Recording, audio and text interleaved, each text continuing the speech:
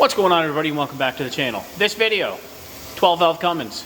Killer dowel pin came out and cracked the timing case. So I'm going to show you what you need to do to replace that and get yourself back on the road.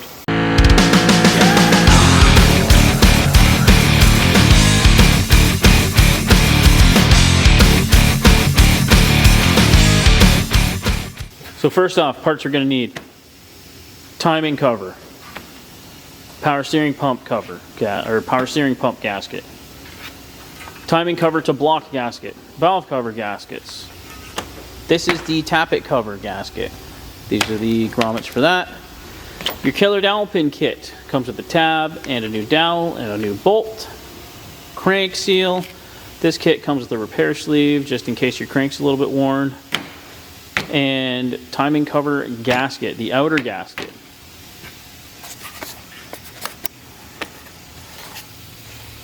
First thing you want to do is unhook your battery cables. Then you need to take your fan and your fan shroud out. This vehicle came with it already out, so don't really need to film that anyway. It's pretty basic on taking the fan and a shroud out. So take the fan out, the shroud out, then you got to take your rad out after you've drained your coolant. Then you got to pull your front bumper, tranny cooler, and also your condenser for your air conditioning. So you have to get that drained if you have your AC working. This truck did not, so it came out pretty easy. Then once you have that stuff all off, your front bumper as well needs to come off. The rad support, so the cross member that goes between the two fenders, comes out. Then you're ready to start getting into the meat and potatoes of things and taking off the parts to get the timing cover off. So you start out,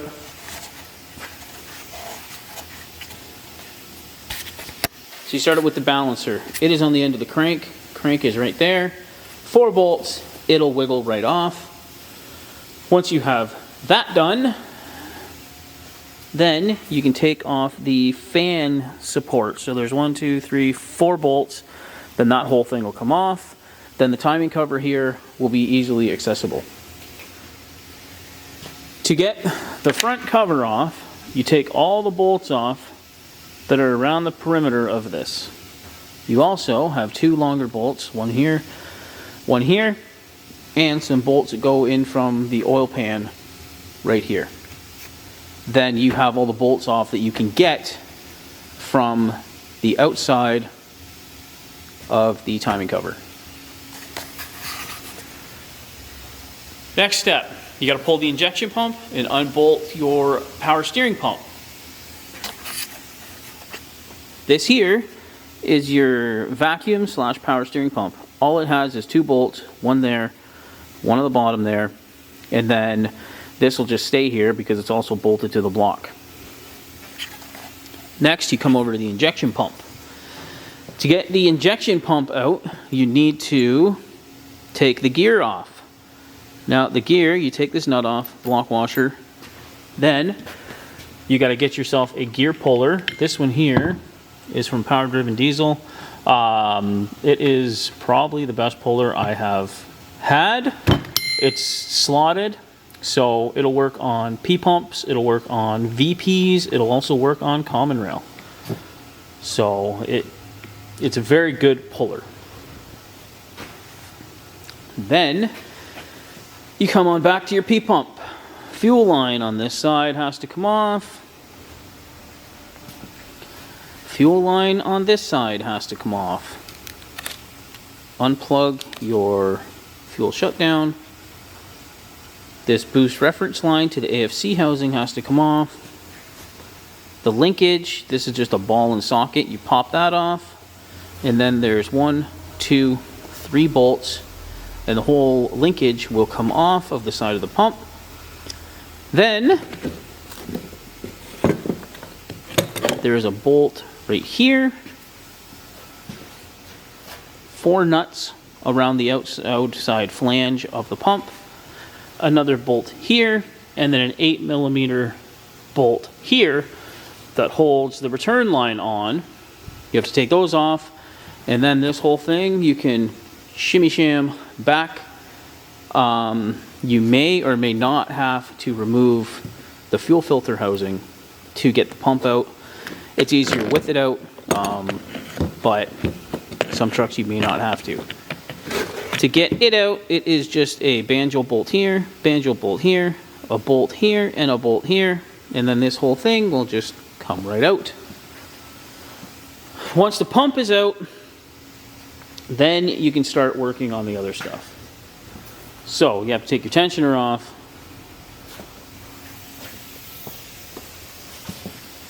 Remove the alternator as well, which is a bolt here and a bolt here. Then that'll come on out of the way. You have to get your charge pipe off of the driver's side, which is this bolt here for the dipstick, this bolt here, and then these four that are on top of the grid heater. Then this whole shooting match will come right out.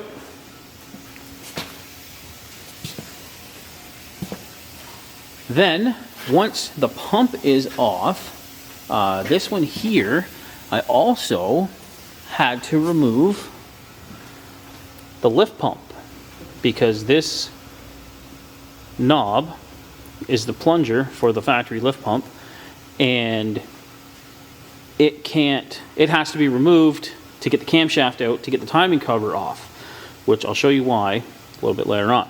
So you got to take this lift pump off, which there's a connector here, a line here, and a line here. This nut would not come off, so I cut it, and I'm going to have to put a compression fitting in there upon reassembly. But that's not that big of a deal. Then, once that is all off, you can come over to your tappet cover gasket. So you take the breather line off, and then there's 1, 2, 3, 4, 5, 6 10mm bolts. Then this thing will pop off, and as you can see, this one was on its way out, so it is a good thing pulled it off.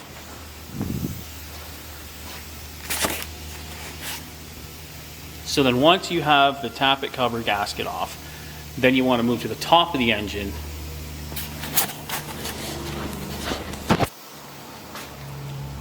and take off your valve covers. Oh, and before you can remove your pump, you also have to take off your injection lines, obviously. To get the valve covers off, there's just one 15mm bolt in the center of each one, then they will lift off. Now, to get the rear cover off, you have to pull the camshaft out. The reason being is because the killer dowel pin that is right here, and the reason being is that this line of bolts that hold the timing case on are behind the cam gear. So the cam gear sits right here, the killer dowel pin is right here. These two gears, this is your crankshaft, it rotates this way, the camshaft rotates this way. So what happens is, potentially, this is what happened on this truck, is this pin will fall out, get caught on the cam gear, follow it around, and then it gets jammed in the side of the timing case and busts a piece out. Which looks like this. So that there is where the dowel pin is. So then, once you have your rocker cover or your valve covers off, you have to take your rockers out to get your push rods out. A couple different ways you can do this. This being a 12 valve, there's a head stud in this rocker pedestal. So as you can see, you'd have to take 1, 2, 3, 4, 5, 6 of them off in order to get the rocker assemblies off.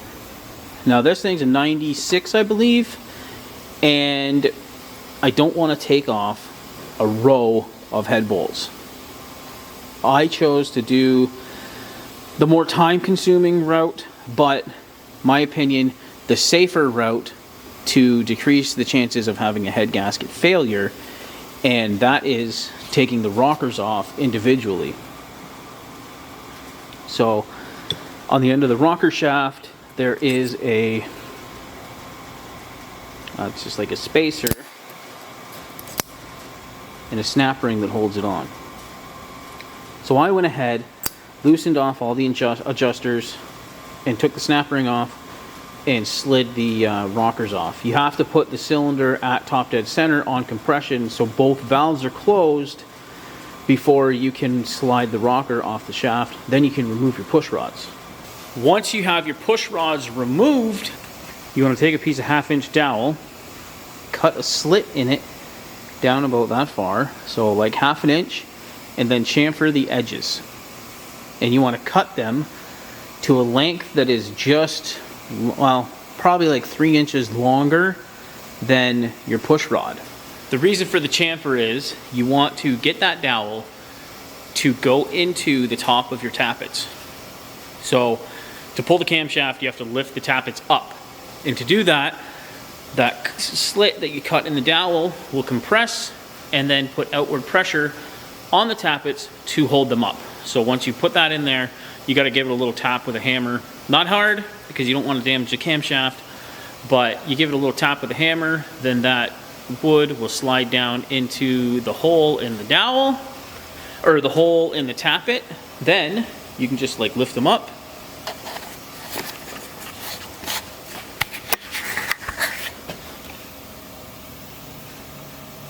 You can lift them up so they're about that high. So they'll go up and then they'll stop. And as you can see, they shouldn't go anywhere. But just in case, you take a 2-inch piece of PVC pipe. 2 1/4 would be better, but they didn't sell 2 1/4. It just went from 2 to 2 1/2. 2 1/2 is going to be too big. So after you have your tappets up, there's 2 bolts right here that you unbolt and take out, and then you can wiggle your cam out. Once the cam's out, you want to take a piece of 2-inch PVC pipe and slit it. 2 1/4 would be better, but it only went from 2 to 2 1/2. So I took 2-inch, slit it, jammed a screwdriver in it to kind of spread it a little bit. Then you slide that in the cam bore so the tappets will not slide down. Then once that is done, you take this bolt and these bolts out, and this whole case will just slide off. Alright, so after you got your timing case off, you need to take the new one and transfer over the timing pin and these 4 studs for the mount for the P-pump. So once you have that done, you want to make sure that this pin will slide freely inside of there, because you're going to need to time the injection pump to the engine again. So that pin will have to slide in and out. And then what I did was put this tappet cover back on right here. I put a little bit of silicone in the back of it, put the new gasket on. Now there is a thick side and a thin side to these gaskets. The thick side goes on the inside. The thin side goes on the outside. So I don't know if you can see right here, there's just a thin lip. That goes on the outside. The inside is thicker. If you put this side, if you put it on wrong, you'll have yourself a huge leak. And then the dowel, moving on to putting the timing case back on, the dowel goes in this hole right here. You just line it up, it's tapered on the one end, and just tap it in with a hammer. And now,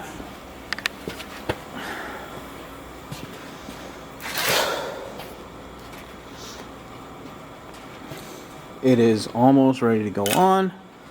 So you want to take your new gasket. It will come a little bit longer than the case. So what I did is put some bolts in here and then take a razor blade and cut straight along there. So it is now flush. And I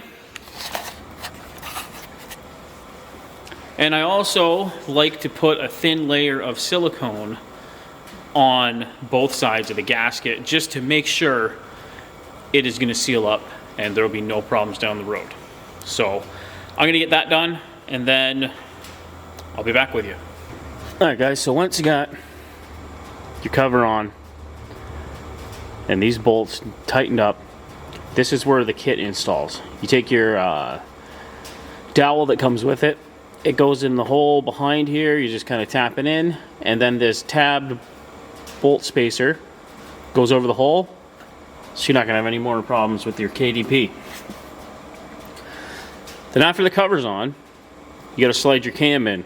This is a little bit of a pain in the butt. It's easy at first, but as you get in, the cam gets shorter, that's sticking out, so there's more nose pressure required to kind of jostle it around. And you'll put your cam retainer bolts in, which are here and here, and make sure you line up your timing marks. So there's 2 zeros on the cam gear and 1 0 on the crank gear. You gotta line them up. I put paint marker on them just to show things a little bit better. So then, got the timing cover all on. Next I'm gonna install a fuel pump. There's kind of like a 2-piece unit there, so gotta do that. Hook up the PCV line that goes from the tappet cover out. And then once the fuel pump is on, you can put the injection pump back on and keep going with assembly. Alright, so here we go. We got the pump installed. Cascade overflow valve is in. Oil line is installed. Mount on the 2 mount bolts here are installed. Our plug is plugged in. That 10mm bolt from the brace underneath is installed and tightened up. Got the timing set to around 17 degrees. That'll help with fuel economy, power, just generally all the way around performance will be better. I have found that 18, you don't really want to go that high with a stock truck. This thing doesn't have head studs or anything like that. And also, being we live in Canada, it gets cold here and they can be a real big pain to start when it is cold with your timing that high. So now I'm going to start putting these rocker arms back on and then put the timing case back on and put the wear sleeve on here, because you can see on the crank there are some grooves there. So the crank kit, or the KDP kit, came with this sleeve. It just pushes over the snub of the crank, and this seal will be oversized a little wee bit to give it room to clearance this. Okay, so I've already got the back 5 cylinders done. I've got the back set of injection lines on. So I'm going to show you what I had to do, because I took the rocker arms off instead of taking the whole pedestal off to put all this back together. So first thing you need to do is take your push rod and put it in. So you can slide it down, and you can make sure that this is in the pocket of the tappet by just kind of lifting it up and down very lightly. The bottom of the push rod is rounded, and the top of the lifter also is rounded like a cup. So there's usually a little bit of oil that sits in that cup part. So when the push rod goes into it, you'll feel a little bit of suction. So that's how you know you have it in the right spot. To get the rocker assembly back on, you have to make sure that this rocker is all the way down. This being cylinder number 1, all we had to do is put it at top dead center, and both of these valves are closed, which means the rocker, or which means the lifter is all the way at the bottom of its stroke. So then to get these on, once you have it lined up, slides right on there. It can be a little, there, slides right in. Now, since you have to have the valve shut and the lifter all the way at the bottom, you can just adjust this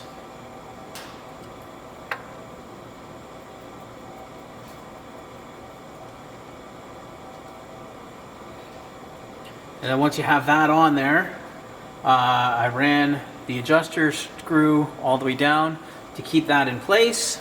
You want to come over and grab your circlip and this little washer, little spacer, it goes on first. Take your small 90-degree snap ring pliers. There's a groove in the rocker that, or in the bridge that it rides on. That goes in there. Now, since these valves are closed, they will be at the point where you can adjust them.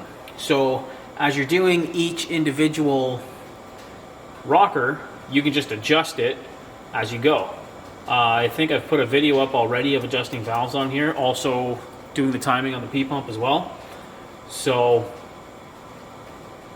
yeah, you can just, I might pin them in the bottom or something like that, and that will help you with that. So going forward, so as you're doing this, you can just adjust the valves as you go. It's 20 thou for exhaust, 10 thou for intake. So you take your 10 thousandths feeler gauge, slide it in there, adjust it snug.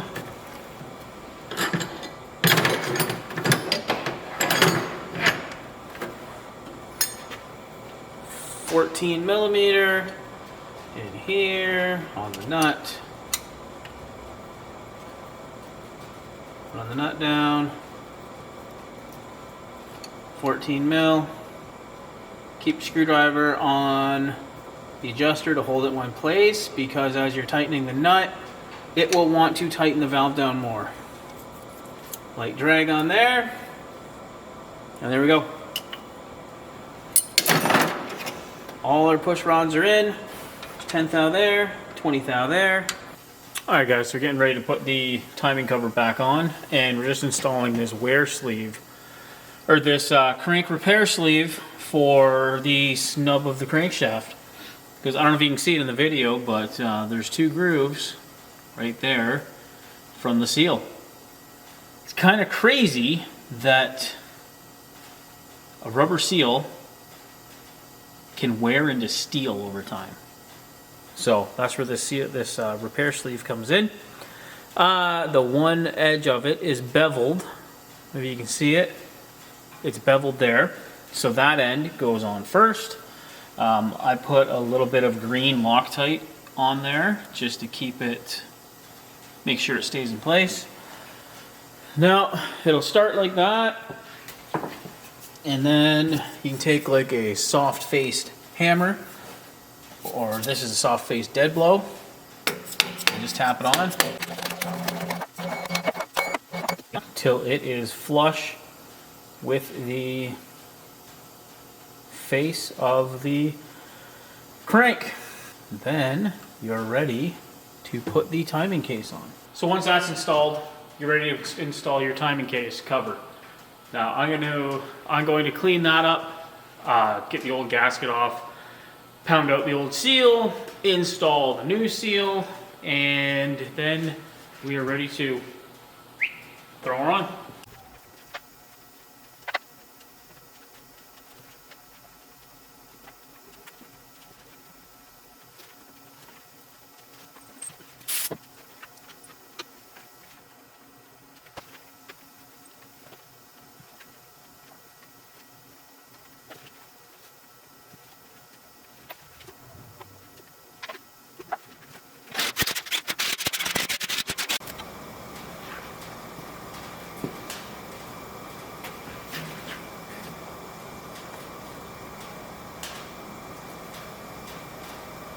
Alright guys, we got our front case installed. To install the crank seal itself, the seal comes with this driver sleeve, so you basically just pound it in until it bottoms out and won't go any further, and that is your seal depth. And then when you're installing it, when you're installing the case, it comes with this install sleeve. So you see it's tapered. The seal sits on the outside here, and this part that is bigger goes on the snout of the crank. So when you're putting the cover on, the crank sits here, and then this sleeve will slide, and the seal will expand and go over the crank, and then there you go.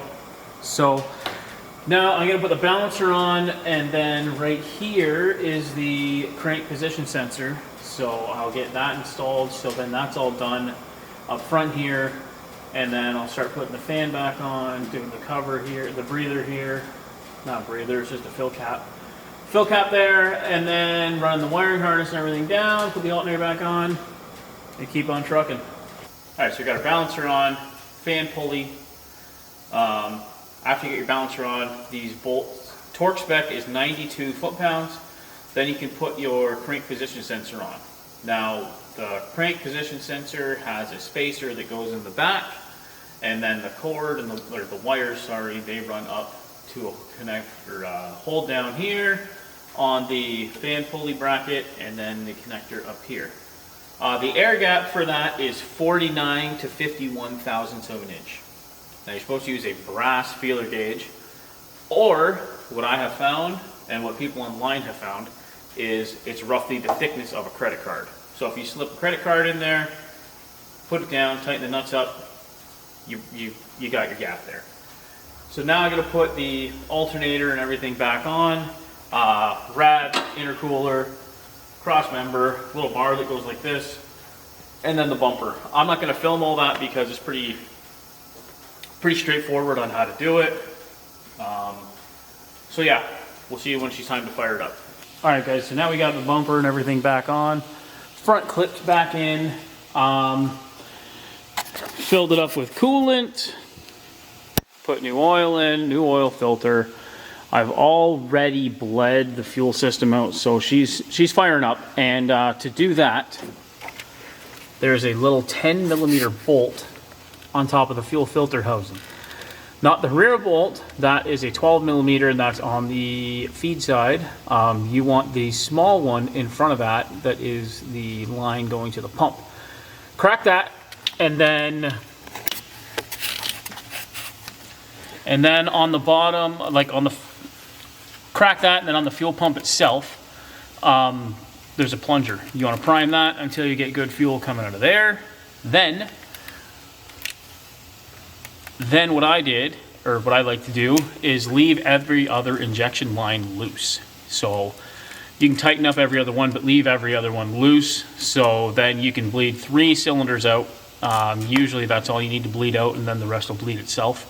But to do that, you basically crank the engine over for 30 seconds at a time, giving it like a minute to cool down in between cranking.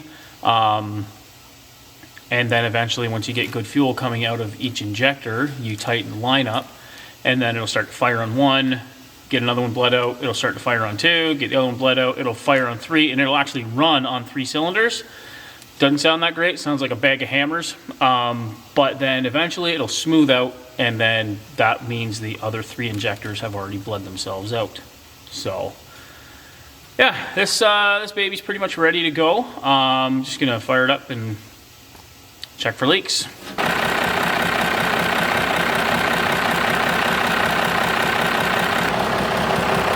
there we go, guys. Hopefully you enjoyed this video, found it informational and helpful on changing your busted up timing cover on your 12-valve Cummins. Thanks for watching.